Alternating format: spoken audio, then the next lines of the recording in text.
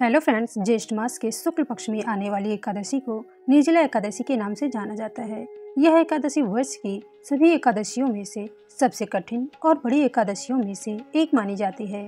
इस दिन श्री हरि विष्णु का पूजन बड़े विधि विधान से किया जाता है और साथ में ही मीठे जल का दान किया जाता है।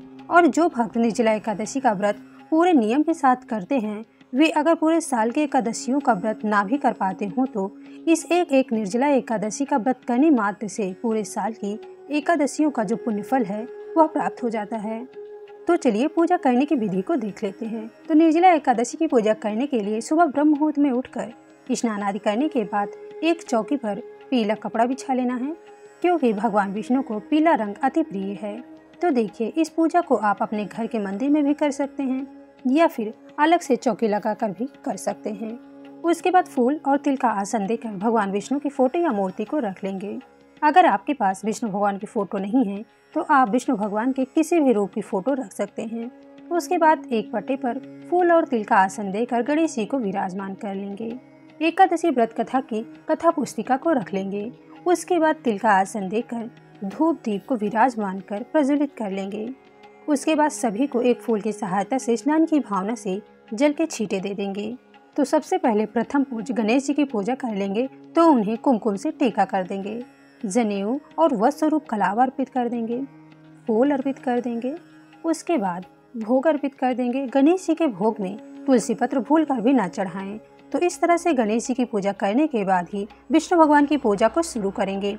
तो सबसे पहले विष्णु भगवान को टीका कर देंगे और जितने भी देवी देवता बनी हैं सभी को टीका कर देंगे। तो दोस्तों, जैसे कि नाम से ही पता चलता है कि निर्जला एकादशी, तो दोस्तों ये व्रत बहुत कठिन व्रत होता है। निर्जला यानी बिना जल ग्रहण किए इस व्रत को किया जाता है। कुछ खाना तो बहुत दूर की बात है। ये व्रत उस महीने में आती है जो साल का सबसे गर्म महीना होता है, यानी कि जून के महीने में, जिस समय पानी की सबसे ज्यादा जरूरत होती है। इसलिए इस व्रत को जो भी भक्त करते हैं, भगवान श्री हरि विष्णु की कृपा से उन्हें मोक्ष की प्राप्ति होती है और उन्हें बैकुंठ में स्थान प्राप्त होता है। उसके बाद कलावा और जनेऊ समर्पित कर देंगे, तिल चढ़ा देंगे और फूल चढ़ा देंगे।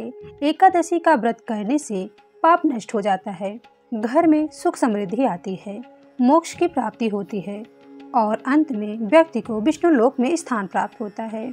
उसके बाद एक मिट्टी का कलश ले लेना है।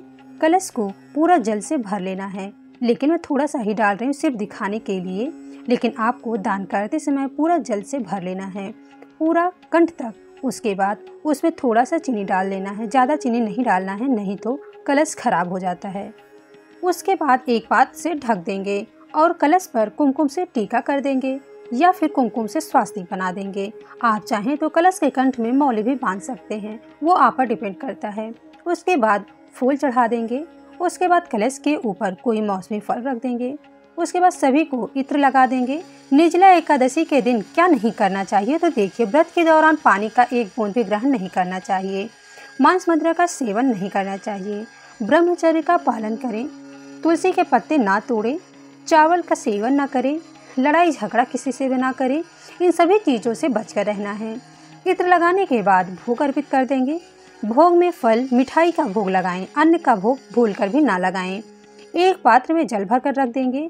उसके बाद दान करने के लिए हाथ से बना पंखा, कोई 1.25 मीटर का सफ़ेद वस्त्र, एक पात्र में चीनी और कुछ दक्षिणा अपने सामर्थ्य के अनुसार रख देना है। आप 11-21 इक्यावन कुछ भी रख सकते हैं, आपका जो भी सामर्थ्य है आप अपने सामर्थ्य के अनुसार दक्षिणा रख देंगे। उसके बाद जल से 3 बार मिनस देना है और हाथ जोड़ लेना है। विष्णु भगवान के भोग में तुलसी दल जरूर अर्पित कर दे। बिना तुलसी दल भगवान विष्णु भोग को स्वीकार नहीं करते हैं और थोड़े से तुलसी दल भगवान के चरणों में रख देंगे।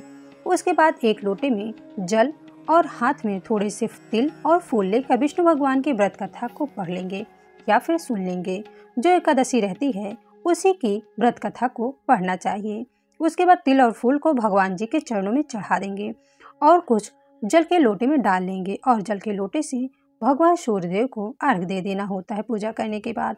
उसके बाद गणेश जी, माता लक्ष्मी और श्री हरि विष्णु की और एकादशी माता की प्रेम पूर्वक आरती कर लेंगे और दीप को यथास्थान रख देंगे और फिर हाथ जोड़कर भगवान जी से क्षमा याचना कर लेंगे।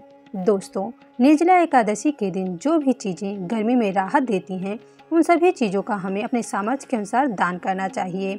इस दान को देखिए, आप किसी कन्या को, ब्राह्मण को या फिर सुयोग्य को दान कर सकते हैं। ये विशेष ध्यान देना है कि निर्जला एकादशी के दिन चावल का दान भूलकर भी नहीं करना चाहिए।